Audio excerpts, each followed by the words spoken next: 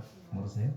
왕이신 나의 하나님, 내가 주를 높이고 영원히 주의 이름은 송축하리이다.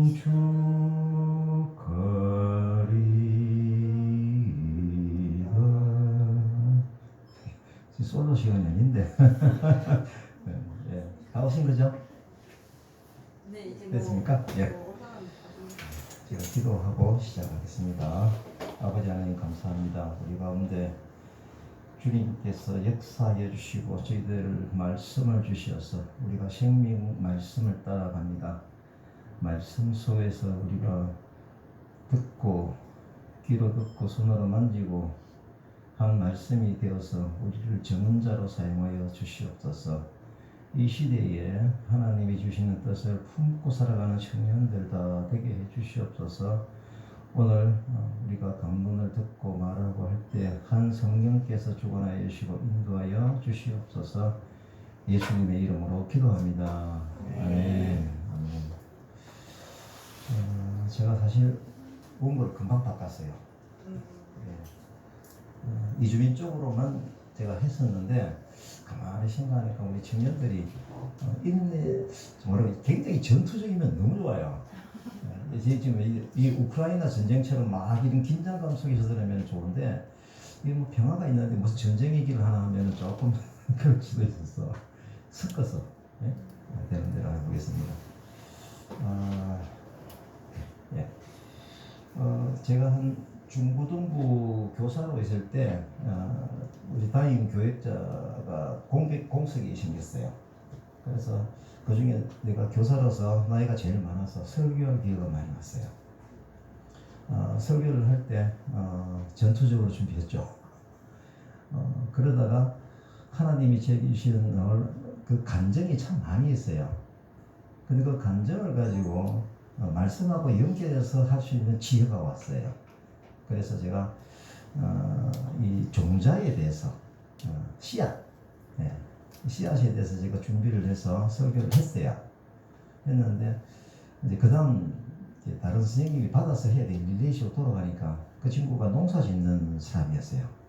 선생님이 농사 짓는 사람은 종자만 얘기하면 불편하잖아요. 그죠? 밭을 얘기해야 되잖아요. 그 지나고 왔어요. 지나고 와서 지난번에 종자를 얘기하시는데 이제 밭을 좀 얘기해 주십시오 그래요. 그럼 저는 그에게 어떤 말씀을 준비하게 된 거야. 거기서 이제 또 밭을 준비하면서 이거는 공식처럼 느껴지는 게 종자하고 밭은 연결되어 있잖아요. 그죠? 그래서 저는 앞에 제목을 바꿨어요. 그때 어제 지난주에 한 것은 하나님의 농작 법칙 1 종자. 오늘은 하나님의 농작 법칙 2 뭐다? 좋은 밭. 이렇게 했어요. 끝났어요. 끝났는데 그 친구가 또 전화가 왔어요. 농사진 사람이 거기에 가서 뭐가 있어야 돼요? 종자를 뿌리고 좋은 밭이 뿌렸으면 뭘 기대하고 있죠? 열매를 기대하고 있잖아요. 뭔가 불완전하다는 거예요. 그 열매에 대해서 얘기를 해달랬어요. 이게 굉장히 무리한 주문인 줄 알고 계시죠? 저는 주무사회자가 아니야. 그냥 일반 교사야. 근데 저는 이것이 왜 이렇게 말씀드리냐면은 하나님이 주신 기회였다. 이게 2000년도예요. 되게 오래됐어요. 그래서 제가 농작법칙 3을 얘기하면서 로봇캅만 쓰리가 있냐? 하나님의 농작법칙도 쓰리가 있다. 그렇게 해서 농작법칙 쓰리가 그래서 마무리가 됐어요.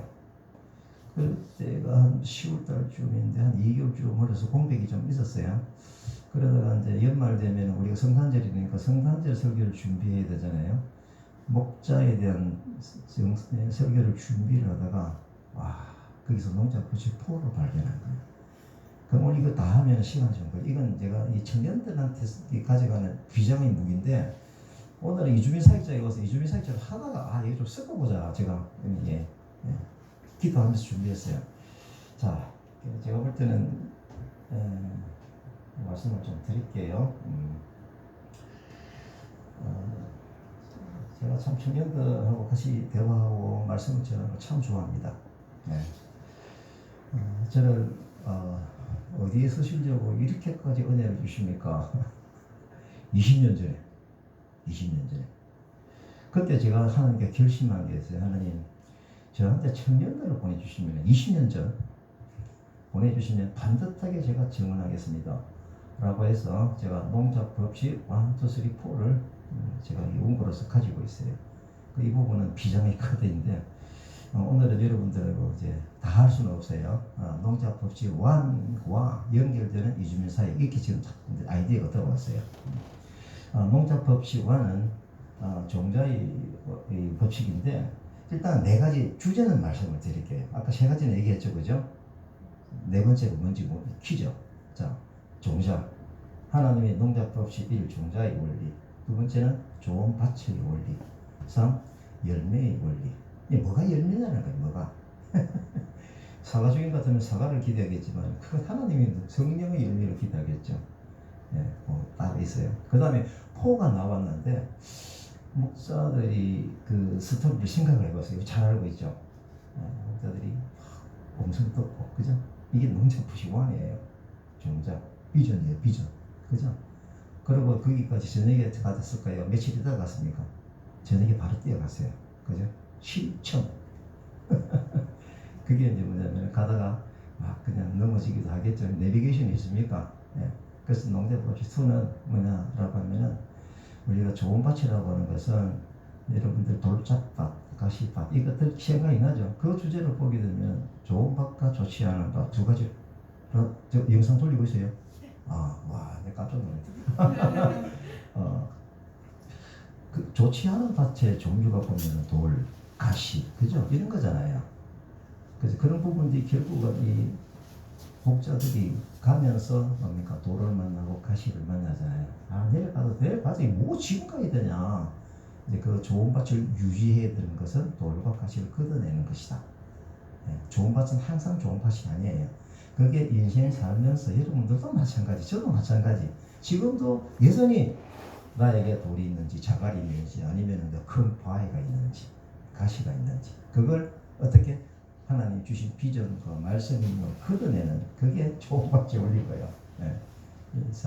세 번째 열매라고 했잖아요. 이건 얘기하니까 열매는 하나님이 주셨던 열매가 있어요.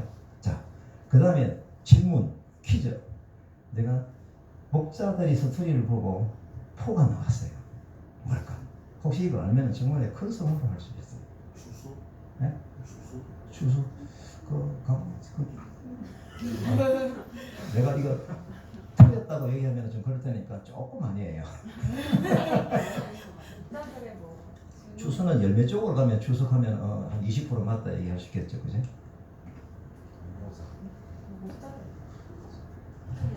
네? 질문이에요.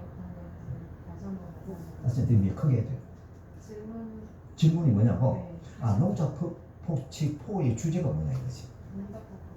내가 그거 보고 주제를 팍 그대로 보냈다니까. 연결성, 종자, 좋은 밭, 열매. 그게 끝이 아니더라고. 그 다음에 있더라. 그 다음에. 날씨. 유통. 이렇게 연습하는 거 참 좋아해요. 네. 틀릴 줄 알면서 10%의 강사를 가지고 용감하게 얘기해요. 여기 나왔어. 유통 나왔어.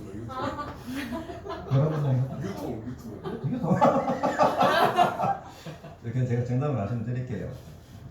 목자들이 보세요. 자, 농작법 지화는 비전 들은 거예요. 그죠? 가는 거는 내가 좋은 밭이라고 그랬어요. 그죠? 밭을 만들어 가는 거예요. 그 다음 세 번째 보니까 현장을 목격하잖아요. 얼마나 기뻤을까? 춤을 췄겠죠? 와, 이게 진짜네? 사실이네? 이게 이제 열매라는 거야. 이게. 그 다음에 목자들이 그 다음 액션이 뭔지 알아요? 여기까지 얘기가 했어. 그 다음 목자들이 어떻게 했어? 어떻게 했어? 그 뒤로 자기가 막 얘기했잖아. 막 그냥 이런 일이 있었다면서 이 일치된 것을 막 증언을 한 거예요. 그게 이제 열매를 막 시키는 거예요. 근데 마지막 집으로 돌아갈 때 하나님께 찬양과 경배하는 것들. 무슨 얘기냐면요. 열매는 하나님께 돌려드려야 완전한 것이 된다. 이 고기가 들어서 감사해요.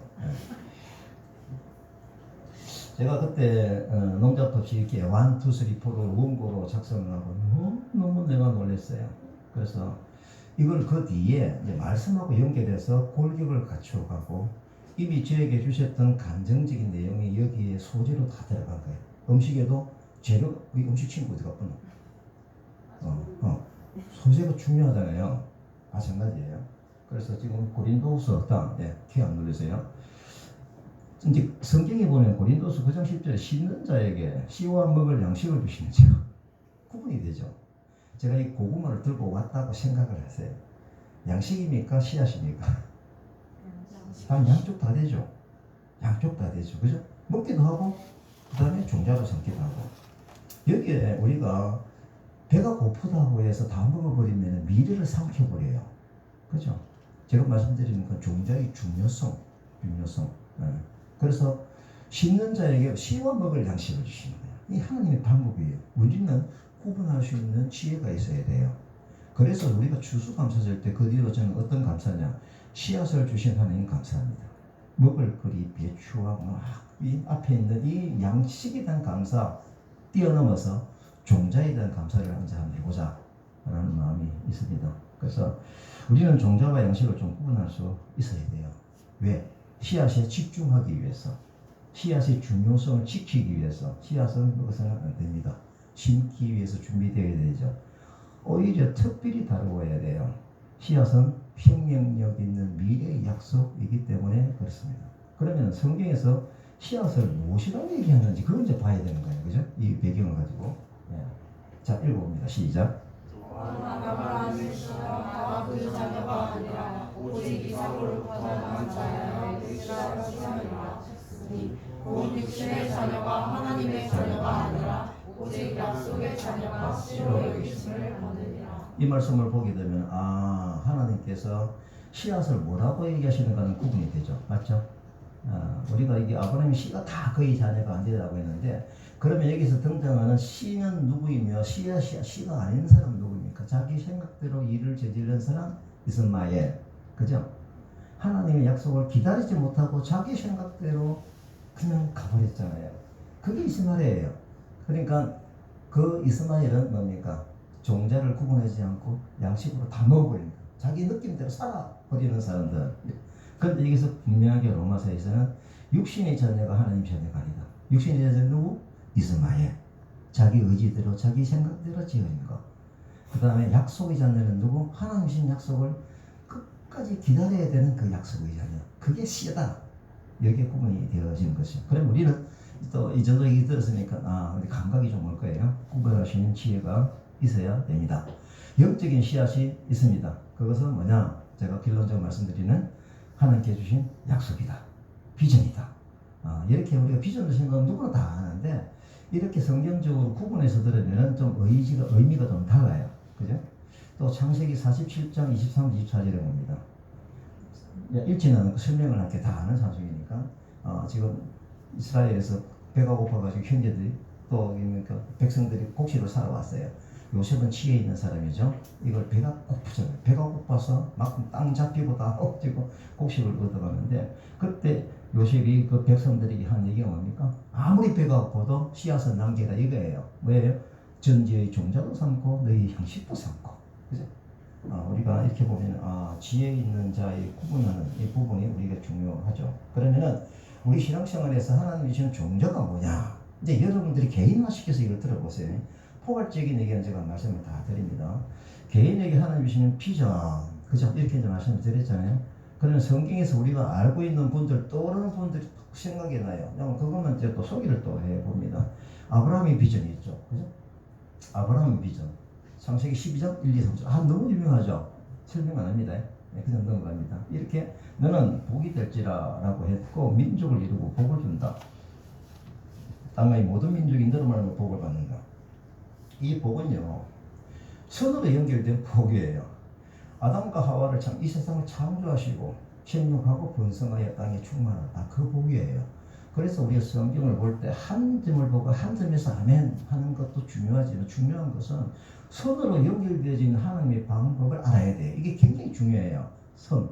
전보다도 선은 방향이 보이고요. 훨씬 파워풀합니다. 그죠? 방향이 보이잖아요. 그러면 내가 이 길을 가고 있는데 어느 점이 하나 딱 찍혔을 때 기울기가 같으면 따라가기가 쉽다. 알겠어요? 네, 이런 부분들이거든요. 그래서 이 아브라함이 받았던 이 비전, 이 생육하고 번성하여 땅에 충만한 시작점을 가지고 생육이라는 단어를 검식해 보면요, 그 뒤에 노아를 통해서 또 아브라함, 그 뒤에 야곱을 통해서 이삭을 통해서 계속적으로 하나님께서 강조해 주세요. 생육 단어 검식을 해보시면 나옵니다. 그만큼 씨앗의 연결성, 그죠? 연결성, 이게 굉장히 중요한 것입니다. 자, 우리가 또 한번 모세에 받은 씨앗, 그죠? 알죠? 모세가 빚을 받잖아요. 그게 뭡니까? 내 백성 이스라엘 자손을 애굽에서 인도하여 내게 하리라. 이게 모세에게 주셨던 뭡니까? 종자라는 것이죠. 다음에 우리 바울이 받았던 종자, 비전은 또 뭐였습니까? 9장 15절에 보니까 특별하게 이 바울을 선택하시고 내 이름을 이방인과 임금들과 이스라엘 자손들에게 전하게 택한 나의 그릇이다. 이게 바로 비전이고 종자라는 것이죠.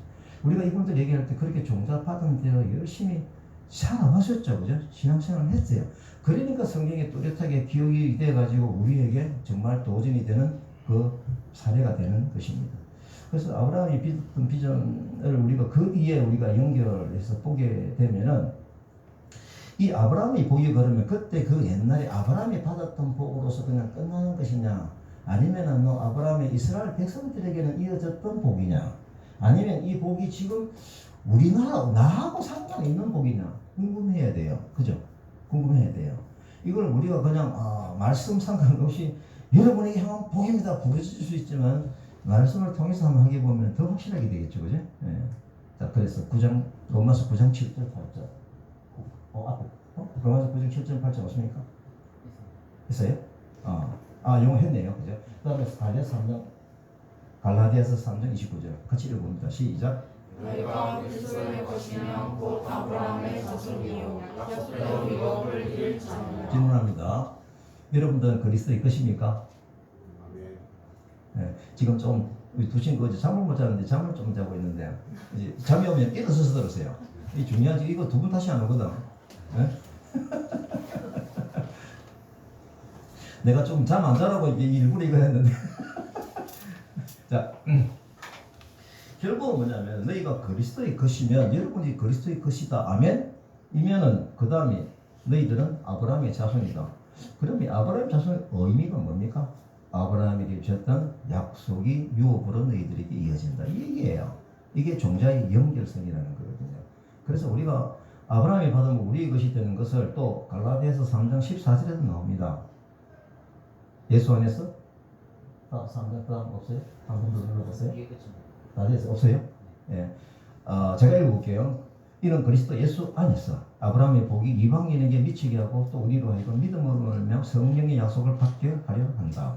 이렇게 해서 아브라함의 복이 결국은 나를 향한 말씀이구나 라는 것을 깨닫고 갈라디아서 4장 28절 29절 안 봅니까?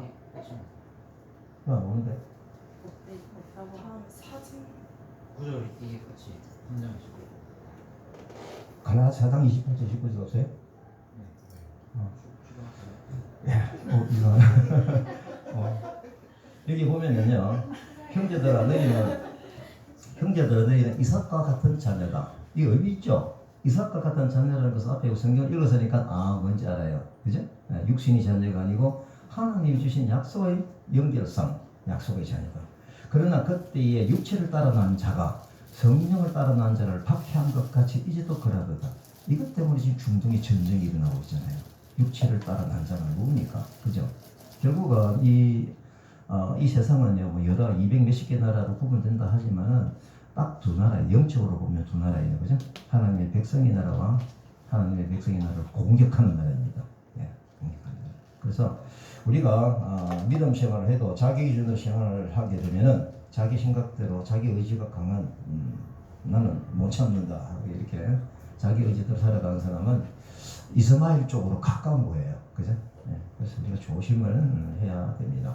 그래서 결국은 이스마엘이 생겨난 그 배경을 우리가 알고 내가 의지를 실어서 내 생각대로 가는 것들이 느껴진다면 빨리 돌아서야 됩니다. 누구의 말씀으로? 하나님의 말씀으로 시키시는 대로 그렇게 따라와야 됩니다. 갈라디아 3장 29절처럼 너희가 그리스도의 것이면 곧 아브라함의 자손이다. 아멘. 이게 바로 종자의 원리인 것입니다. 그래서 우리가 하나님 말씀을 읽는 이유가 바로 그것입니다. 이 종자의 언제 우리가 주어질지 가깝게는 매일매일 내게 주어진다면 매일매일 말씀 묵상하는 사람이 건져지는 말씀을 기도하고 그 종자의 연결성인 거예요. 그래서 우리가 매일매일 말씀을 묵상하게 되는 것이죠.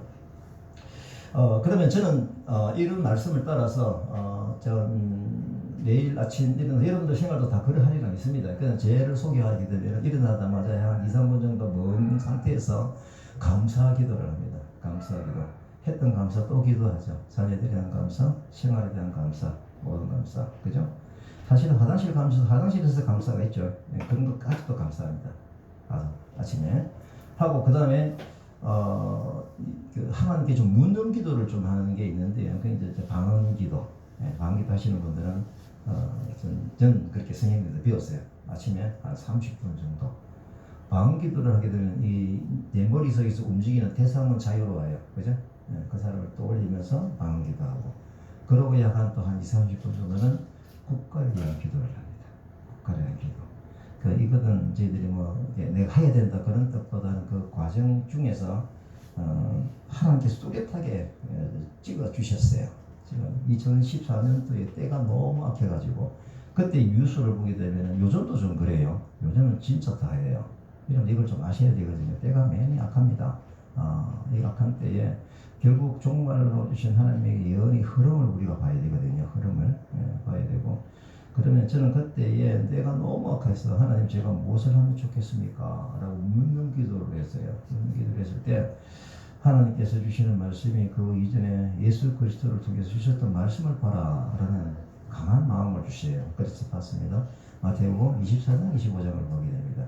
마태복음 24장에 여러분들 아시는 대로 예수님께서 제자들에게 종말 때 일어날 징조와 때 이런 걸 쭉 얘기를 하셨거든요. 이 성경 상식이 다 있어야 가거든요. 다 알고 있죠, 그죠? 근데 25장에 뭐가 나옵니까? 곧 이어서 세 가지 비유가 나오죠. 세 가지 비유. 제가 24장을 보면서 제가 무엇을 하면 좋겠습니까? 질문을 하면서 봤기 때문에 두 가지를 파악한 거예요. 24장 42절에 깨어있으라. 그런즉 깨어있으라. 45절에 때를 따라 양식을 나눠줄 줄 아니구냐. 이 두 가지였어요. 깨어있으라. 그 깨어있으라가 뭘까요? 저는 기도라고 생각이 되었어요. 근데 제가 확실하게 하고 싶었어요. 하나님, 깨어있으라가 무엇입니까? 라고 묻는 기도를 했어요. 그때는 왜 선생님이 왜 질문을 하는 게 답을 구하는 질문이 아니고 뭡니까? 가르쳐주기 위한 질문도 이해하시죠? 그런 질문을 계속 받았어요. 그래서 제가 무엇을 깨어있으라가 무엇입니까? 라고 묻는 기도를 하게 되고 주시는 마음이 기도겠다라는 생각을 하면서 기도라는 단어를 검색해 봤어요. 깨어가는 그 단어를 깨어. 여러분들 혹시 하는 거죠? 깨어. 그럼 거기다가 기도더라고요. 이제 답이 왔어요. 기도구나. 알겠습니다. 거기서 안 끝났어요. 하나님, 그럼 제가 이 때가 악해서 제가 묻는 기도를 갔기 때문에, 질문을 갔기 때문에, 그러면 하나님 제가 어떤 기도를 해야 됩니까? 이렇게까지 물은 거예요. 이 성경님이 자꾸 질문을 하게 하신 거예요. 그러니까, 다니엘의 기도를 바라고요. 이거 참 진짜 대단해요. 다니엘의 기도를 바라고요. 그래서 다니엘을 찾았습니다. 다니엘, 문 열고 세 번 기도하는 거 말고요. 다니엘의 기도가 있더라고요. 그래서 다니엘이 계속 찾았는데 못 찾겠더라고요. 그래서 포기 안 하고, 그때 아내가 좀 서울에 있었거든요. 전화했어요. 내보다 성경을 더 잘 알거든요. 퀴즈 대학 1등이에요. 그래서 내가 뭘 물으니까 자기도 잘 모르겠대요. 그래서 다시 찾았어요. 제가 이게 왜 그런 줄 알아요? 이 뜻이 너무 뚜렷하다는 거예요. 그죠? 드디어 찾았어요. 다니엘서 9장에. 거기에 보면은 다니엘이 지금 포로로 잡혀갔거든요. 우리나라가 왜 망했는지. 뭔가 굉장히 고위적 아닙니까? 다니엘은 굉장히 똑똑한 사람이고 영적으로도 충분히 준비된 집안의 아들이거든요. 그러니까 이 하나님의 백성이 우리가 왜 망했는지 그게 너무 억울하고 이상한 거예요. 그런 마음으로 예레미야서를 읽다가 예레미야를 통해서 하나님이 이렇게 하면 안 되라는 그 경고를 계속 주셨던 말씀을 보게 된 거예요. 그때 다니엘이 깨닫는 것이 뭐냐면, 우리나라가 이렇게 해서 망했구나. 예레미야를 통해서 이렇게 하면 안 돼 계속 주셨던 그 왕들이 듣지 않고 그래서 다니엘이 회개 기도를 합니다. 자기 회개 기도 아니고 누구 기도? 국가를 위한 회개 기도를 해요. 9장 3절부터 19절까지 나오는데 엄청납니다. 내가 너무 큰 감동을 받았어요. 우리나라 용서해 주십시오. 용서해 주십시오. 처절하게 옷을 찢어가면서 기도해요. 근데 중요한 건 20절 뒤에 딱 보면요. 가브리엘 천사가 내려옵니다. 내가 기도 시작할 시점에 내 하나님 나를 보냈다. 무슨 뜻이에요? 바로 보냈다는 거예요. 기도를 하나님 기쁘게 받은 거야. 너에게 지혜와 총명을 주러 왔다. 그러면서요. 거기서 이어지는 지혜와 총명의 내용이 뭐냐면 요한계시록적인 내용이에요. 엄청나지 않습니까? 지금 제가 요한계시록적인 종말의 때를 질문을 넣어가 이게 그대로 다시 들어온 거예요. 제가 그날 엄청 놀라서 그래서 매일 아침 국가를 위해서 기도를 하고 있습니다. 이게 굉장히 중요한 기도예요. 하나님이 기뻐하시는 기도 중요하잖아요. 그러면 이 기뻐하시는 기도도 어떻게 연결이 되냐면 마태복음 25장에 세 가지 비유가 나옵니다. 세 가지 비유 기억하세요? 그 자리에서 바로 연결되거든요. 달란 제 제매 뭡니까? 열처녀 비유 그죠? 그 다음에 달란트 비유 그 다음에 양과 염소의 비유 세 가지입니다. 전부 다 천국 지옥에 대한 예언이에요. 지금 그 얘기 그 분위기니까 어리석은 다섯 처녀가 어땠습니까? 자기가 신랑을 기다렸다라고 하는 것은 교회 나오는 사람, 요즘 말로 하면 교회 나오는 사람이다, 안 나오는 사람이다? 교회 나오는 사람이죠. 신랑을 기다렸잖아요. 근데 길이 좀 모질해 보여. 사러 간 사이에 문이 닫혀버렸어요.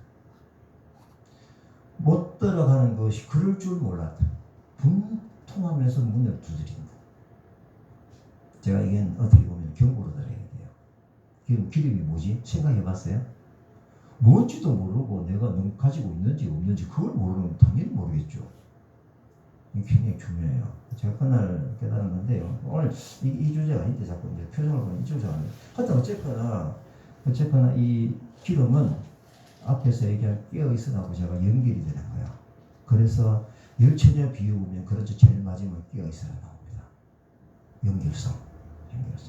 그래서 제에게 주셨던 뜻으로 보면은 나는 이 기름을 내 국가가 내 나라가 하나님의 창조의 섭리를 벗어나서 뭡니까? 요즘 이상한 짓 많이 하고 있죠. 교회 탄압하는 법이 막 생기려고 하고 선교사에게 보내는 그 선교비에도 막 세금을 물리려고 하고 이런 법들이요. 그래서 여러분들은 뭐냐 막 데모하고 이러기 전에 골방에서 기도하셔야 돼요. 뭘 위해서? 우리나라 용서해 주십시오. 잘못하고 있는 거 인정하고. 자, 그래서 우리가 제가 이 말씀드린 게 종자의 법칙에서 하나님 말씀에서 주시는 그 뜻을 유심히 듣고 지키려고 노력하고 그죠? 집중하는 거. 그게 종자를 양식으로 먹지 않는 삶인 것입니다. 자, 제가 간증을 할게요. 이제 제가 사실 이걸 위해서 앞에 서론을 얘기한 거예요. 제가 이게 있었거든요. 근데 하나님께서 종자에 올려주셔서 내가 개인적으로 너무 감사했어요. 오늘 이 학교에서도 선생님들이 얘기할 때 선생님 연애했던 얘기 해주세요 막 이렇게 하면서 막 집중하잖아요. 제가 어릴 때 참 불행했습니다. 어느 정도 불행을 했느냐라고 하면은 제가 중학교 1학년 때 아버지가 돌아가셨어요. 가정 경제 형편 다 무너졌어요. 그리고 어머니도 우리가 그때 슈퍼 같은 걸 했는데 옛날에는 술이 큰 독에 나왔어. 100병이 안 나왔어요. 독에 있는 것을 술병에 호수를 해가지고 만들어가지고 상자에 6개를 넣어서 배달을 해줬어요. 그걸 우리 어머니가 담당을 했어. 우리 엄마가. 그럼 입에 약간 술이 들어오잖아요. 여기 아까운 거야.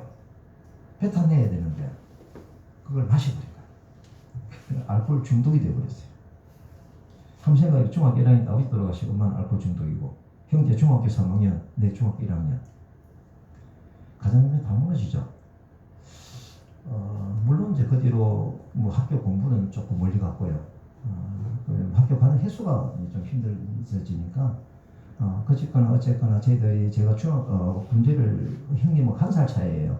옛날에는 군대가 34개월이었습니다. 34개월. 와, 놀래는 거 보면 안 해. 저 정도면 이제 남자친구 군에 가 있든지 뭐 그런 예상이 되는데 모르겠어요. 하여튼 어쨌거나 34개월이니까 형하고 내가 군에 같이 가게 되는 거야. 그럼 저는 이제 고등학교 3학년 때 대학 안 갈 사람 옛날에 예비고사를 쳤어요. 대학 안 갈 사람 예비고사를 쳐야 대학을 갑니다. 근데 예비고사도 안 쳤어. 대학 안 갈 사람 우리 60명 3명 손 번쩍 들었어요. 아예 저는 대학을 갈 수가 없죠. 대학을 못 갔어요. 1년간 그냥 놀고 있는데, 근데 우리 교회 목사님이 그래도 인기야 전문대학이라도 나와야지. 그래서 밀양에 그 농업 전문대학이 있었어요. 밀양에 전문대학. 그 생사 여러분들 잘 모를 거예요. 뭐 생사라고 누에 꽂히고 있는 거예요. 그래서 뒷문으로 이제 제가 들어갔죠. 2년간 공부하고 나서 군회를 갔어요. 제가 운전면허증 하나 있었어요. 군에 제대하고 나서 보세요. 부모님도 제가 군에 있을 때 어머니마저 돌아가셨어요.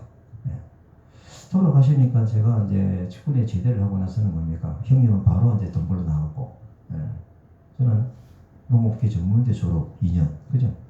운전면허 하나. 원서를 내면 오라는 데가 있다 없다? 없다. 깜깜해요. 제가 한 8개월 동안 81년도 4월 달에 제가 제대를 했는데 약 한 8개월 동안 백수의 생활 고통을 막 겪거든요. 왜냐하면 저희는 부모님도 없고, 그죠? 나 하나가 있는데 내 이력이 너무 부실한 거야. 그래서 제가 연말이 되면 또 우리가 뭐 백수라도 막 놀 생각을 하잖아요. 그죠? 그래서 청년회 하고 뭐 재밌게 하고, 그 청년 회장인가 그랬나 모르겠어요. 하는데 친구가 전화가 와서 마산 모악산에 금식 기도가 있는데 연말 연시에 그거 안 갈래라고 전화가 왔어요. 내가 가만히 생각해 보니까 놀 때가 아니야. 내가 기도를 해야 되고 금식 기도를 해봐야지. 뭘 위해서? 직장을 잡기 위해서. 그래서 금식 기도원에 갔어요. 갔는데 그 친구는 안 왔어요. 희한해요. 난 이건 이상하지만 이건 하나님의 사실입니다. 나를 그 기도 못 두는 거야. 그래서 전화를 받고 제가 3박 4일간 금식 기도를 하러 갔는데 그때 말씀 묵상하는 것도 모르고 그냥 막 제가 한 가지는 알았어요. 내가 기도에 집중하리라. 뭐? 하나님 직장 주십시오. 딴 기도 안 했어요. 하나님 직장 주십시오. 하나님 직장 주십시오. 계속 그 기도만 해요. 근데 시간이 많잖아요. 그러니까 성경도 있죠. 성경을 읽는데 묵상하는 방법도 몰라요. 그냥 시간이 많으니까 읽어가는데 디모데전서 6장 8절 말씀 모르겠다. 그거 나오는지 모르겠습니다. 디모데전서 6장 8절 이상하게 안 오네. 오케이. 좋습니다. 그냥 갑시다. 6장 8절에 보면은 우리가 먹을 것과 입을 것이 이선적 족한 줄로 알 것입니다. 제가 먹을 것, 입을 것 때문에 갔잖아요. 아무리 내가 이 정신줄을 놓고 묵상하는 걸 모른다 하더라도 이 내용은 보이잖아요. 내가 이것 때문에 왔는데 뭐지? 반복해서 읽게 됩니다. 우리가 먹을 것과 입을 것이 있으면서 족한 줄로 알 것이니라. 뭐지? 계속 반복해서 읽는데 하나님의 음성이 들려요. 꾸지람을 해요. 네가 지금 하나님의 자녀로서 먹을 것 때문에 기도하냐는 거예요. 먹을 것 때문에. 그러면서 주시는 비전이 뭐냐면은 너는 이제부터 남을 위해서 살아라. 너는 이제부터 남을 위해서 살아라. 제가 이 메시지를 듣고 아멘. 하나님 기도 응답 주셔서 감사합니다. 그 기도가 나왔어요. 그리고 상식적으로 감사하게 헌금을 하잖아요. 감사헌금. 하나님 기도 응답 주셔서 감사합니다. 82년도 1월 1일 그거 내고 내려왔어요. 상황 변화된 거 하나도 없어요. 하지만 그때부터는 내가 비전 받은 사람으로서 기도하면서 살아가는 거예요. 굉장히 중요해요. 이 부분이. 제가 말씀드리는 뭐다? 이게 바로 중요한 거야. 그죠? 자, 그래서 제가 내려와가지고 상황은 똑같지만 하나님이 그때 기도의 응답을 주시는 것은 말이에요. 우리가 뭐 예를 들어서 A라는 대학을 위해서 기도를 했을 때 A 대학이 가야 성공이고 안 가면 실패고 이게 아니에요. 문제는 A 대학으로 가게 하는 하나님의 비전과 뜻, 그것이 중요한 거예요. 그래서 하나님이 기도 응답 주시는 것은 좋은 것입니다. 성령입니다. 또 우리 마음과 생각을 지키시는 겁니다. 이게 굉장히 중요한 방향이에요. 이거 다 얘기를 할 수는 없고 어쨌거나 저에게 그 깨달음을 주셨잖아요. 그래서 제가 내려와서 이제 그때부터 뭘 하느냐라고 하는 것은 이게 지금 제가 사실 이때 82년도 이전 제 삶은 중학교 2학년 때부터 교회에 나와가지고 교회하고 81년도부터 그전 교회학교 교사도 하고 악방머리로서도 하고 성가대 중학교 고등학교 3학년 때부터 앉아가지고 나는 베이스 하고 이렇게 해가 학생회장도 하고 청년회장도 하고 선거대 지휘까지 했어요. 얼마나 교회 활동을 열심히 했습니까? 근데 이게 비포인 거예요. 비포. 제가 이 비전을 받고 나서 82년도 그때부터는 애프터가 완전히 나누어지는 저걸 알잖아요. 그죠? 그래서 내려와서 제가 뭘 해야 되느냐. 공부는 이미 늦었고, 그죠? 자격증을 따서 내가 도전을 하자. 그래서 제가 조사를 해보니까 열관리 기사 자격증을 따면 취직이 잘 된다. 그래서 대구의 학원에 갔습니다. 그래서 열심히 공부했습니다. 열심히 공부했는데, 거기 보여야 되는데, 자, 이거 절 주세요. 이거 왜 안 되냐? 여기 복지하고 그런지 다시 그쪽으로 미안합니다. 오케이. 이거 보여주려고. 제가 82년도 열관리 기사 1급 시험을 저는 2급이 없어요, 이거는요. 그래서 저는 1급 시험을 위해서 준비를 했는데, 한 달 전에 학원에 등록을 하기 위해서 원서를 내주니까 원장이 하는 얘기가 당신 대학교를 안 나왔습니까? 이래요. 왜냐하면 저는 7일 자격이 안 되는 거예요. 열관리 기사 1급은 대학 4학년 이상입니다. 모르세요? 전부 인문 쪽이구나. 네. 대학 4학년 이상이 1급을 칠 수가 있어요. 요즘은 기사라고 하긴 하는데 자격이 안 되는 거. 그래 주인이 너무 뭐라고 그럴까 고통이 온 거야.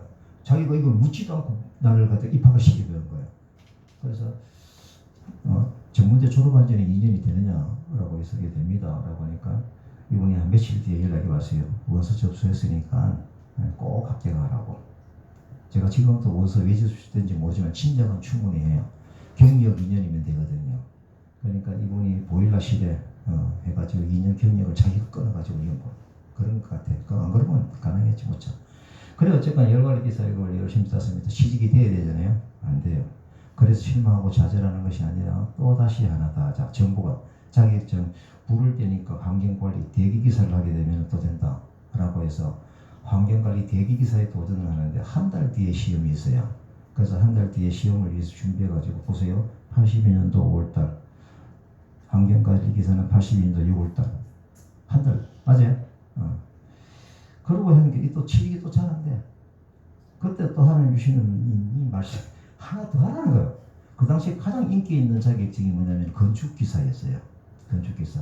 저는 이제 열관리 기사 1급이 있기 때문에 다른 기사 1급을 다 칠 수 있는 자격을 얻은 거예요. 그래서 보니까 건축기사 시험이 언제인지 알아보니까 한 달 뒤에 있어요. 한 달 뒤에. 지금 접수기간이야. 그래서 제가 열관리 기사 1급 자격증을 들고 카피를 해가지고 떳떳하게 접수를 딱 하고 제가 이제 돈이 없기 때문에 형님한테 이거 학원비하고 이게 너무 미안해서 내가 독학을 하겠다. 독학 마음을 먹었어요.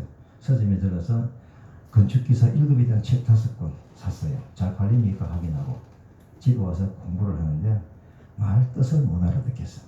모래 시멘트 작을 단어 외에는 못 알아듣겠어. 이 표정을 우리 형님이 읽고 학원비 줄 테니까 학원 가라고 해. 그래서 내가 원서 접수하면서 지랄실을 꺼내보니까 4주 특강반 최종 정리 제가 거기 등록을 하고 4주 특강반에 들어가서 공부를 하게 됩니다. 한 2주간 하다 보니까 옆에 사람들 보니까 대학 전부 다 건축학과예요. 열관리 기사는 이런 거고 틀려요. 이건 학원용이고 건축기사는 그게 아니야. 몰랐어요. 예. 근데 뭐 이미 원서 접수한 거고. 근데 그 사람들이 하는 말이 재미가 있어요. 지방대학에서 건축기사 1급 합격률이 10%밖에 안 나대요. 10%. 전공한 사람이. 제가 너무 이상한 곳에 와 있는 거예요. 제가 하나님 제가 기도를 바꿨어요. 하나님 이번에는 아닌 것 같습니다. 제가 잘못했습니다. 6개월 뒤에 다시 시험 지금은 시험 접수했으니까 공부해서 시험 치는 거죠. 그때 제가 정말 열심히 했거든요. 열심히 하고 주일날 되면요. 제가 9시 주일학교 교사이기 때문에 9시 가가지고 오후 4시 퇴근이에요. 청년들 그런 분들 많죠. 9시 출근, 오후 4시 퇴근. 그런데 갈등이 하나도 없었어요. 제가. 그러면서 이 공부 열심히 하고 준비를 했는데 82년도 7월달 이게 1개월 공부하고 4개월 따게 되는 이건 제 실력이 아닙니다. 그러니까 이게 이 정도면 그 공학도 드는 이야기냐 있을 수 없는 얘기입니다. 자 어쨌거나 이렇게 해서 저희들이 제가 이런 어떤 큰 결과를 얻게 되고 그 뒤로 제가 이것 때문에 제가 뭘 얘기해야 되냐면요. 지금 들으면서 이상하게 생각해요. 우리 교수님은 어떻게 결혼했지? 이거 저는요, 이거 시험 치는 어떤 그 돌격하는 뭐 영적으로 하는 마음이나 이 서울대학교 놓은 줄 알았죠. 서울대학교는 오고 밀양에서 교수로 와 있고 나는 뭐다 전문대 출 대화가 되면했잖아요. 그래서 이렇게 한번 서류를 엿다가 퇴짜 먹고 이거 웃어야 된다는데 서류를 엿다가 퇴짜 먹었다니까.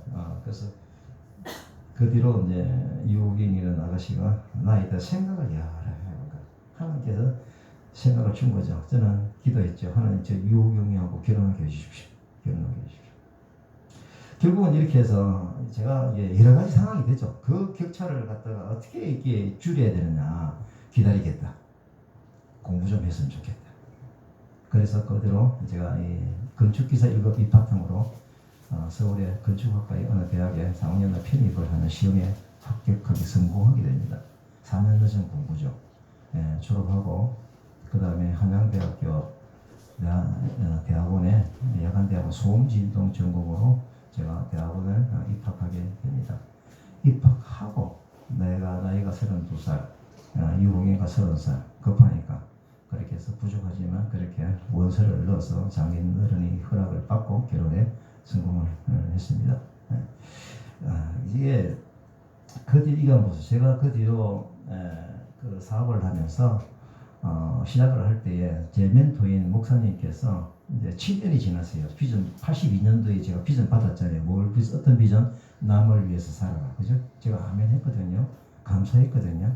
그때 그 뒤로부터는 제가 여러 가지 저를 업그레이드하는 기간이 있었던 거예요. 그게 한 7년이 걸렸어요. 그래서 결혼하고 이제 제가 직장에 있었는데 이제 부산에 사업을 하러 내려오기 위해서 사표내고 수원에서 주말 부부 청소하기 위해서 준비를 하는데 영적 멘토이신 목사님께서 저한테 얘기를 해요. 새집사하고 저를 불러서 이제 사업을 시작할 건데 수입의 50%를 성교비로 작정하고 시작하는 게 어떻겠냐? 제가 잘못 들은 게 아니에요. 50%예요. 수입을. 네? 좀 돈도 없어가지고 사무실에 아가씨 하나 내 하나도 다 돈 빌려가지고 해야 되는 그런 상황이었어. 그래서 저는 기도해 보겠습니다 라는 거절로 이렇게 말씀을 드렸죠. 그 다음날 기도하는 중에 하나님께서 7년 전에 제게 주셨던 비전을 생각나게 하시는 거예요. 무슨 비전? 우리가 먹을 것과 입을 것이 족한 줄로 알 것입니다. 이것 때문에 살지 말고 너는 남을 위해 살아라. 아멘 했잖아요. 그게 생각이 났어요. 그래서 아내하고 의논을 합니다. 하자. 그렇게 해서 그 뒤로 제가 소음진동으로 부산에서 사업을 하면서 50% 수입의 50%를 작정하고 시작을 해서 25년간 했습니다. 25년간 하면서 제가 이게 뭐냐면 전부 다 간정이에요. 사업하면서 얼마나 긴장감이 있겠습니까? 그 긴장감인 상태에서 뭘 했겠습니까? 하나님의 약속을 가지고 있는 사람으로서 기도하면서 이것을 좋은 밭으로 만들어가는 거죠. 돌이 있을 때 말씀의 힘으로 걷어내고 가시가 있을 때 걷어내고 이렇게 계속 만들어서 왔던 거예요. 그래서 저는 이게 남아있는 거예요. 이게 남아있어요. 그래서 제가 이제 간정이 이게 어디하고 연결이 되냐면 뚝 건너서 제가 사역하고 이제 연결이 좀 되는 거예요. 사역하고 남을 위해 살아가는 방법이 물론 제가 벌어서 50% 하는 이 부분도 좀 뚜렷하겠지만 제가 부산대 중국 유학생 교회를 개척을 하게 됐거든요. 이거 말씀드리고 내가 넘어가야 될 것 같은데 일단 2010년도에 이것도 참 계기가 참 이상하게 왔어요. 중국에서 선교의 자유가 없는 것을 보고 괜히 화가 났어요. 1995년도에 그때 제가 북경에서 하나님께 결심했습니다. 하나님 제가 지금부터 중국을 위해서 기도하겠습니다. 그 부분이 하나님이 이제 좀 좋게 보시는 것 같아요. 기회가 계속적으로 오는데 내가 계획을 세우고 간 적은 없습니다. 아내가 밀양대학이 되고 밀양대학이 부산대학교 통합이 되고 그리고 아내가 부산대학 본부로 장전동 그것도 가서 하게 되는 거예요. 이 과정이 있어서 부산대 중국 유학생 교회를 개척하게 됩니다. 내가 안 되잖아요. 그죠? 누구의 힘으로? 하나님의 힘 밑에 있는 거. 아내의 줄을 타고 하는 거예요. 아내가 부산대 교수니까. 그래서 이 아이디어가요, 계속 부산대 교수 신뢰를 아내를 통해서 전달이 되고, 하나님 주셨던 마음이 그렇게 돼가지고 부산대 중국 유학생 교회가 개척이 되는 굉장히 중요한 일이 생기는 거예요. 100% 하나님 주신 방법입니다. 그래서 제가 오늘 이 얘기를 하기 전에 이걸 할까 말까 생각을 했었거든요. 근데 이 부분이 왜 그러냐면 제가 말하는 선의 역사인 거예요. 하나님의 역사. 그죠? 저는 감히 그렇게 생각을 해요. 하나님께서 중국 유학생 사회가 이렇게 할 수 있도록 당신하고 결혼하게 하셨구나. 그렇게 해서 연결되어지는 게 무리가 있습니까? 절대 무리가 아닙니다. 말씀으로 따라가는 사람은요, 이런 연장서산에서, 그래서 여러분들이 신앙생활을 하면서 일어나는 감정들을 메모로 계속 해가면서 말씀하고 살아보시면요, 여러분들 각자 개인 사정과 형편에 따라 주시는 그 선이 쫙 있습니다. 선을 발견하는 사람은 믿음이 강해질 수밖에 없고, 선이 강해진 사람은 교회 사역에 하나님 주신 마음을 품고 들어갈 수밖에 없어요. 그것이 우리가 하나님에 의해서 움직여지는 그런 삶이 되는 것이죠. 그래서 결국은 2017년도에 부산대 중국 유학생 사역을 떠나서 이주민 사역도 얘기를 해서 이쪽하게 되는데, 이 과정 하나하나가 다 하나님께 주셨던 비전을 중요하게 생각하고 붙들고, 그죠? 간 그 그림인 거예요. 그래서 제가 사업을 한 25년간 왜 하다가 이제 그때는 왜 헌금을 성교비를 안 하느냐. 부산대 앞에서 제가 사무실과 중국 유학생을 같이 하다 보니까 제가 마음이 항상 중국 유학생 쪽으로 자꾸 가니까 사업이 싫어져. 돈 버는 게 안 좋은 게 아니고 자꾸 마음이 이쪽으로 가니까요.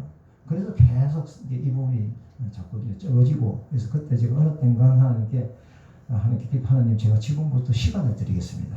시간을. 그렇게 해서 시간을 드리며 살아갔고요. 자, 요거는 제가 빼고 다음 거로 이렇게 해서 이주민 사역으로 넘어가는 거하고 연결을 제가 하고 싶은 겁니다. 우리가 지금 4시에 시작했죠? 예. 여러분도 제가 이 사역이 그냥 하나 툭 생겨진 게 아니고, 연결된 사역이구나라는 선을 제가 좀 말씀드리기 위해서 지금 한 40여 분 동안 쭉 얘기를 한 거예요. 그죠? 충분히 알아들으시겠죠? 그죠? 이거는, 우리 아브라함이 바로 그리스도의 것이면 아브라함은 내 복이 되듯이 마찬가지입니다. 저도 똑같이 아브라함 하나님이 주신 그 복 안에 있는 사람이고, 이름도 똑같거든요. 그러니까 모든 사람에게 햇빛이 비치어서 똑같이 혜택을 받는 것처럼 똑같은 거예요. 당신은 특별하구나 이렇게 절대 가로막고로 얘기를 하지 마시기 바랍니다. 다음나 카페 교회 요한복음 16장 13절이 참 중요한 말씀인데요. 같이 한번 읽어보시죠. 시작. 그러나 진리의 성령이 오시면 그가 너희를 모든 진리 가운데로 인도하시리니 그가 스스로 말하지 않고 오직 들은 것을 말하며 장래 일을 너희에게 알리시리라. 요한복음에 나중에 성령님 오시면 주시는 여러 가지 역할 중에서 장래 일을 너희에게 알리신다. 그러니까 이거 스스로 말하지 마라. 예? 오직 들은 것을 말해라. 그러면 들은 것을 말하기 위해서는 여러분들이 잘 잊어먹으니까 메모를 해놓으라. 그죠? 그렇게 해서 여러분들 신앙생활 자체가요, 굉장히 어떻게 보면 역동적이면서도 정적이고 말리지 않고 그런 부분들을 여러분들 살아가야 됩니다. 저는 이 이주민 사역 처음에 중국 유학생 사역을 했죠. 말씀드렸잖아요. 잘하고 있는데 이쪽으로 옮긴 거야. 왜 옮겼을까? 제가 영적인 논문이구나 이걸 발견한 거야. 지금도 영적인 논문을 쓰고 있는 중이에요. 그래서 제가 영적인 논문이라고 하면 실험적인 데이터가 있느냐? 많이 있습니다. 많이 있어요. 그래서 그걸 데이터를 제가 여러분들 말씀을 좀 드릴 텐데, 그러면 우리가 논문이라고 하면 이론적 배경이 있어야 되잖아요. 이건 굉장히 중요해요. 이론적 배경을 내가 말씀드릴 거고, 그래서 이제 이론적 배경에서 제가 사역이든 상관없이 신앙생활에서도 똑같이 정말 중요한 거 세 가지 키워드가 있구나. 제가 나이가 70이 넘었거든요. 70이거든요. 놀래야 되나, 놀래는. 좀 정직하게 놀래봐.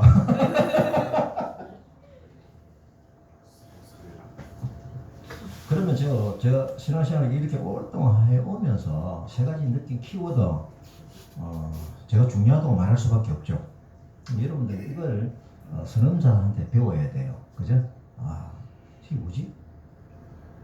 첫째 제가 중요한 거 세 가지는 성령님의 타치예요. 비전이죠. 비전. 예. 이것이 중요해요. 그러면 성령님의 타치와 비전은 구체적으로 뭔데? 우리가 성령 충만을 위해서 기도를 정말 많이 해요. 이 단어가 너무 많이 나와요. 그죠? 맞죠? 너도 성령 충만을 위해서 막 그냥 찬양해도 얼마나 많아요. 그럼 과연 성령 충만이 구체적으로 뭐냐? 구체적으로 성경에서. 자, 보세요. 제가 이제 어성경일해지니까 이제 뭐 강사도 되고 강의를 준비하다 보니까 중요한 걸 발견을 했어요. 뭐냐? 요한복음 15장 26절부터 16절 15절 사이에 요때가 어떤 때냐면요. 예수님께서 온 곳인 하늘나라 다시 간다라고 하니까 제자들은 여기서 계속 계시면 좋겠는데 불안한 거예요. 불안하니까 예수님이 제자들에게 주는 메시지가 뭐예요? 내가 가면 누가 오신다? 보혜사 성령님이 오셔. 성령님이 오시면은 이러한 일들이 일어날 거야. 그죠? 그걸 제가 돋보기를 가지고 찾았어요. 돋보기를 가지고. 굉장히 중요해요. 첫째, 진리의 성령이 오시면 나를 증언한다. 그렇죠. 예수님이 성령 충만한 사람이요. 예수님이 복음을 전할 수밖에 없어요. 전하고 싶은 마음만 일어나요. 그러면 여러분들 내가 복음 전하고자 하는 열정이 있을 때 내가 성령 충만한 게 맞구나라는 것을 인정해도 됩니다. 성경이 인정한 거니까. 두 번째, 그가 오시면 그때를 당하면 너희에게 말한 이것을 생각나게 한다. 이게 무엇일까요? 예수님이 말한 것은 무엇이에요? 말씀이죠. 성경 말씀이죠. 하나님의 말씀이 생각이 난다는 거예요. 우리가 어떤 돌을 만나고 아까 가시를 만난다 했잖아요. 좋은 밭을 생각할 때 누구 힘으로? 말씀의 힘으로 이겨야 된다. 성령 충만한 삶을 살아가면서도 내가 돌이 만났을 때 예시 내한테 왜 이런 게 와있지? 불평이 아니라 어떻게 해야 된다? 그때에 성령 충만한 사람은 그때 연결되어지는 하나님의 말씀이 생각이 난다는 거예요. 아니면 말씀을 보고 싶다든지 그죠? 그래서 말씀이면 이게 나는 거야. 그래서 말씀 충만한 사람. 그래서 여러분들 가능한 말씀을 좀 외우세요. 저는 도래식입니다. 시간이 오래 걸리고 많이 못해요. 이것도 웃으라고 하는 얘기인데. 오케이. 너무 진지하게 들으셔서 그러지. 결국은 뭐냐면 이게 말씀 충만이거든요. 늘 말씀 읽을 때마다 감동이 오고 말씀 묵상할 때 나한테 주시는 사인이 느껴지고 메모를 하고 성령 충만입니다. 맞죠? 세 번째, 그가 성령이 와서 죄에 대해서, 의에 대해서, 심판에 대해서 세상을 책망하신다. 여러분들 성령 충만하고 할 때 혹시 눈물 흘리면 회개도 열심히 하는 거, 그죠? 경험하셨는지 모르겠고, 경험하셨다면 이것이 기억이 날 거예요. 그죠? 딴 사람 얘기도 충분히 들어요. 저도 충분히 경험이 있죠. 예. 그래서 왜 우리로 하여금 성령이 오시면 회개케 하시느냐? 성령님께서 내 안에서 활동을 충분하게 하시고 싶은 거야. 그러면 죄가 있으면 활동을 못 하셔. 죄 때문에. 그것을 생각나게 빨리 뱉어내라. 씻어내라. 마치 우리 깨끗한 컵에 먹을 것을 담아야 되듯이, 그죠? 더우면 담을 수가 없죠. 담아도 더러운 것이 되죠. 성령이 오시면 회개케 하시는 역사가 일어납니다. 네 번째, 누가? 성령님이 너희를 모든 진리 가운데로 인도하시는데 장래일을 너희에게 하신다. 네. 이게 바로 비전이고, 그죠? 가야 될 그 길인 거예요. 내가 장사가 잘 되겠냐? 이 장래일이 아니고요. 하나님의 백성으로서 권세를 누리면서 이 땅에 네가 하나님의 백성으로서 하나님의 자녀로서 하나님 나라 확장을 위해서 쓰임받을 수 있는 그 장래일을 어떤 상황을 통해서 주실 때 아멘하고 따라가라. 이게 한 점 한 점 보여주는 거거든요. 그죠? 왕창 일어나는 것 기대하지 마시고요. 한 걸음 따라가는, 내가 충분히 내릴 수 있는 것, 이것 주시면 감사하고 따라가세요. 네, 굉장히 중요해요. 따라가다 보면은 하나님의 선이 보입니다. 하나님의 거예요. 장래일. 그리고 1번, 2번 네 가지 전부 통틀어서 결국은 뭐다? 그가 내 영광을 나타낸다. 결국은 예수 그리스도의 영광을 드러내는 삶들. 여러분들 이걸 보실 때 성령 충만을 기도한다고는 이 말씀을 꼭 기억을 했어요. 내가 어디에 있는지, 어디가 부족한지. 여러분들 꾸짖고 위해서 말씀이 아니에요. 자기가 부족한 것이 어딘지 이걸 위해서 성령 사모하면서 기도를 하세요. 하시면 여러분들이 충분하게 여러분들의 삶이 하나님의 뜻에 의해서 열려지게 됩니다. 자, 비전, 그죠? 첫째. 그 다음에 순종이 들어가요. 순종. 예수님이 이 땅에 오신 그 자체, 사역 그 자체, 십자가를 지신 그 자체가 다 뭡니까? 순종의 역사입니다. 우리가 한 예로 첫 번째 기적이 일어났던 가나 혼인잔치, 그죠? 기억하시죠? 가나 혼인잔치에 사투리는 여러분 다 아실 거예요. 자, 좋은 포도주가 나왔어요. 하객들은 좋은 포도주를 마시는 즐거움, 맞습니까? 그 즐거움. 그 다음에 주인 입장에서는 어떤 즐거움? 위기를 모면한 즐거움, 그죠? 그 기쁨이 훨씬 더 커요. 근데 하인 입장에 생각해. 하인은 시키는 대로 했잖아요. 땀을 흘려서 처음부터 끝까지 다 본 거예요. 하객과 집 주인은 이걸 모르지만 하인들은 안다. 뭘 알아요? 이 물이었는데 포도주가 된 거예요. 결국은 이게 순종의 역사예요. 그래서 순종을 하고 따라가다 보면은 하인이 봤던 그 감격처럼 여러분들이 이 감격을 확인하게 될 텐데, 이 감격이 있으면은요, 여러분들이 어려운 힘든 세상을 살아가는 그 탄력과 힘이 됩니다. 그래서 중중이 굉장히 중요하고요. 그 다음에 순종하며 살아가다 보면은요, 하나님의 스토리가 보입니다. 이게 선으로 연결된 감정이에요. 제가 이것을 그림으로 좀 표현을 하고 싶거든요. 일단 그 뒤에 제가 말씀을 보니까 내 법을 그들의 생각에 두고 그들의 마음에 이것을 기록하리라. 마음에 기록한다. 뭐다? 하나님의 순종하리라. 따라가다 보면 히드 스토리가 보인다는 그런 거죠. 그래서 시편에 쭉 보게 되면 여호와께서 하신 일들을 내가 기억을 하고 내가 또한 주의 일들을 뭐 깊이 생각하고 주께서 하신 일들을 말하겠습니다. 결국은 제가 이 자리가 말하는 그 자리인 거죠. 여러분들에게 이 기회는 충분하게 살아있고 하나님께서 기다리고 계실 거예요. 여러분들 수준에서 또 말을 해야 되는 그 위치에서 말을 듣는 대상들이 다 있잖아요. 저는 지금 아버지로서 우리 자녀들이, 그죠? 그것도 굉장히 중요한 부분이거든요. 그래서 제가 생각해 보니까 바둑판에 포석이 생각이 나는 거예요. 예. 바둑 좀 말에 모르더라도 바둑은 선을 연결하는 전쟁이거든요. 흑갑의 그 전쟁입니다. 이게 영적인 상황으로 돌이켜보면 비슷해요. 그죠? 싸움이에요. 근데 선으로 만들어낸 하수가 볼 때 1번 바둑 알 2개, 그 다음 둘 때 선을 만들기 위해서 바로 옆에 두어야 돼요. 선을 만들어야 되니까. 근데 고수는 안 그래요. 띄엄띄엄 둬요. 그죠? 이게 고수가 하는 일, 이게 포석입니다. 모르죠? 하수는 모릅니다. 나중에 지나가서 보니까 이게 커넥팅 포인트가 돼가지고, 우와, 굉장히 중요한 포석이었구나. 이게 제가 생각하는 하나님의 스토리인 거야. 우리가 영적인 전쟁에서 결국은 하나님께 이기게 하시는데, 당연히 이기죠. 따라가는 자에게 승리가 있는 것입니다. 그래서 그리고 나는 이 부분에 있어서 제가 고백하는 것이 있는데요. 제가 보니까 참 전도를 열심히 하는 것 같아요. 근데 이게 있습니다. 내가 목사가, 제가 장로로서 교회에서 선교 위원장하고 열심히 섬기고 하면은 충분하게 활동을 잘 하잖아요. 교회 섬기고 있으니까 얼마나 좋아요. 그런데 하나님께서 저를 거기에 두지 않고 전도하는 사람으로 인도하셨어요. 뚜렷한 기록이 있습니다. 전도하는 사람으로 해주신 분이 누구다? 성령님이다. 저는 그렇게 따라가는 거죠. 순종이죠. 그래서 전도도 그렇고, 두 번째, 전도 대상자를 이주민으로 향하도록 인도하신 분도 그 성령님이다. 그래서 저는 중국 유학생 사역도, 여기 온 우리 이주민 사역들도 하나님이 내게 붙여주신 영적인 선물이다. 선물이다. 너무너무 좋아요. 복음을 전하고자 하는 자가, 그죠? 이렇게 다가온 청년을, 이 애들하고 복음 전하려고 그러면 캄보디아로 날아가야 되는데, 방글라데시를 가야 되는데, 그렇게만 생각해왔던 것이 전환심이 오게 되는 것이죠. 그래서 우리가 이게 내가 전도 대상자 이렇게 주신 개인적으로 감사가 있고요.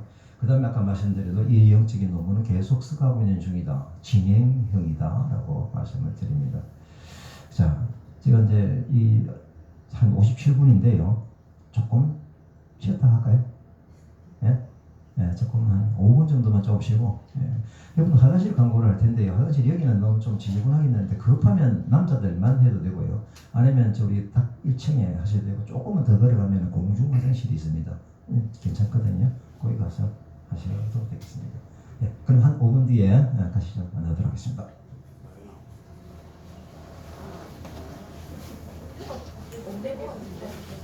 왜? 아메리카노 먹게. 네? 한 10명 먹어.